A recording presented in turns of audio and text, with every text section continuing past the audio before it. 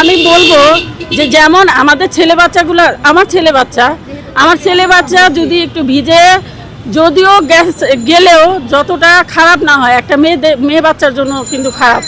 তার শারীরিক অবস্থা নিয়ে মেয়েদের অনেক প্রবলেম থাকে। সব কিছু মিলায়ে যে রুটিনটা করা হয়েছে, ঠিক আছে, আমাদের শিক্ষামন্ত্রী বলছে যে রুটিন আমি 1 বছর আগে দিয়ে দিছি। আপনি রুটিন 1 বছর আগে দিলে কি হবে? আমরা অনেক দেখছি যে প্রতিকূল অবস্থায় বা অনেক কারণে স্থগিত হয়েছে, সেই পরীক্ষাটা পরে নেওয়া হয়েছে। এটা করা যায় তো। বাচ্চাদের নিয়ে আসলে এগুলো রাজনীতি হচ্ছে, আমি বলবো যে রাজনীতি হচ্ছে, কারণ বাচ্চাদের ভবিষ্যৎ নিয়ে খেলা হচ্ছে। ওদের মেন্টালি তো ওরা যারা আন্দোলনে গেছে তারা তো গেছেই, আর যারা যায় নাই তারা তো মেন্টালি প্রিপেয়ার ছিল না। ওদের বইয়ের থেকে ওদের ছিল যে তাদের ভাইয়েরা বা তাদের যে সহপাঠীরা কি করতেছে, কি হচ্ছে, তো এই যে পুলিশের ধাওয়া খাচ্ছে, এটা সেটা নানান কিছু। যেমন আমরা গার্ডিয়ান হিসাবে আমাদের তো টেনশন ছিল, তাদের আরও আজকে যে পরীক্ষা দিতে আসছে ওরা কিন্তু মেন্টালি ধরতে গেলে অসুস্থ, ওরা মেন্টালি অসুস্থ এই অবস্থায়। তারপরে আজকের কোয়েশ্চেন কেমন হবে সেটাও জানা নাই।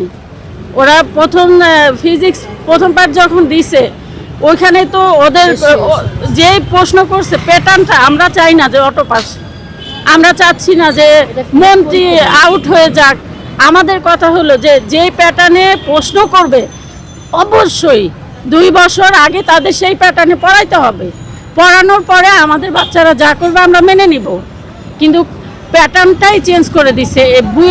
কুয়েটের পরীক্ষা, যেগুলো ভর্তি পরীক্ষার প্রশ্ন সেগুলো দিছে। আপনি একটা চিন্তা করেন, যখন বাচ্চারা প্রশ্নটা হাতে পাইছে ওরা কতটুকু ওদের ভিতরে কাজ করছে, যে এমন একটা সিচুয়েশন যেখানে সিসি ক্যামেরা থাকে, গার্ড থাকে, একজনের কাছে যে বলবে যে প্রশ্নটা ভুল পাইছি বা ভুল হয়েছে, এরকমও কিন্তু ছিল না।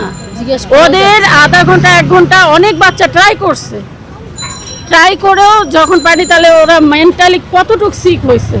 আর সেই মেন্টালি প্রিপেয়ার হওয়ার জন্য 2টা দিন দরকার ছিল। আমি জানি না, আমি কোনো দলের না, আমি কোনো কিছু না, আমরা একদম সাধারণ নিম্ন মধ্যবিত্ত ফ্যামিলি, যারা ইলেকশন আসলেও যাদের কোনো মাথা ব্যথা নাই, আর ইলেকশন গেলেও তাদের মাথা ব্যথা নাই। আমাদের হচ্ছে যে বাচ্চারা একটু পরিশ্রম করে লেখাপড়া করবে, আমাদের ভবিষ্যতে কিছু একটা চাকরি বাকরি করবে, এইটুকু আমাদের। আমি সাধারণ একটা মানুষ, আমি মনে করি যে এটা করা যেত যদি চাইতো, অবশ্যই বাচ্চাদের ভালো চাইতো। নাটোরের বাচ্চাটা যে সুইসাইড করছে, এটা আপনার কি মনে হয় না? আপনি একটা গার্ডিয়ান, আমি একটা গার্ডিয়ান, আমাদের কেমন লাগছে? আর বাচ্চাদের ভিতরে কি কাজ করতেছে? বাচ্চারা যখন আমাদের বাচ্চা মাইলস্টোনের বাচ্চা, আমরা বরাবরই জানি যে রাজু, মাইলস্টোন এরা একটু চায় ভালো করতে। যখন আমি দেখছি যে রাজুকের বাচ্চারা চোখে পানি নিয়ে বের হয়েছে, তখন আমার আরও টেনশন বেড়ে গেছে যে আমার বাচ্চার জানি কি হয়েছে। আপনারা প্রশ্ন করেন, আমরা কখনোই অটো পাসের পক্ষে না, বিরুদ্ধে। আর আমরা এটাও জানি বিগত 17 বছর 16 বছর যে পড়ার মান নষ্ট হয়েছে, এটা তো আপনারা 1 লাফে উঠাইতে পারবেন না।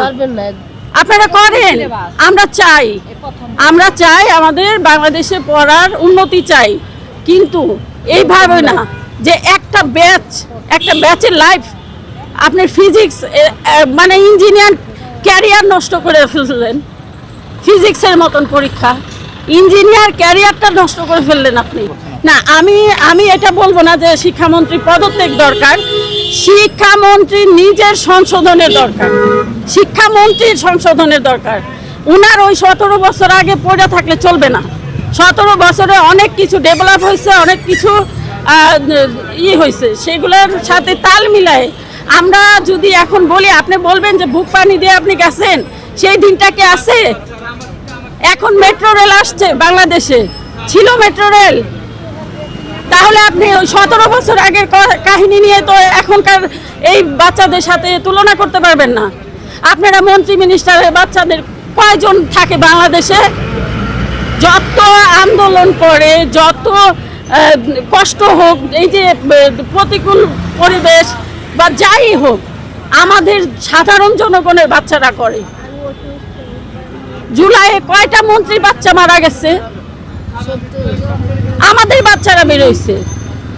আমার বড় ছেলে আইওবিএটিতে পড়ে, সে উত্তরায় কি রণক্ষেত্র দেখছে আমরা জানি।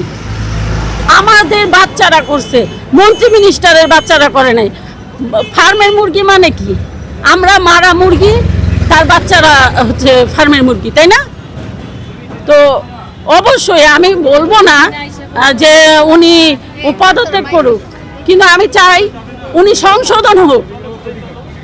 আর এই যে ব্যাচটারে নষ্ট করলো, এটার একটা ক্ষতিপূরণ দরকার, অবশ্যই ক্ষতিপূরণ। আপনি দেখেন, একটা রেজাল্ট ভালো না হলে একটা পাবলিক ভার্সিটিতে অ্যাপ্লাই করা যায় না।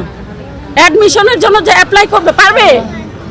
ডিফেন্সে কোনো চাকরিতে পারবে? সরকারি কোনো চাকরিতে পারবে? তাহলে এগুলো কাদের জন্য? কাদের জন্য আমার বলেন? হ্যাঁ, মানুষ শুনলে বলবে যে নিশ্চয়ই শিখানো কথা, এগুলো আমাদের অন্তরের কথা, আমরা অনেক কষ্ট করি।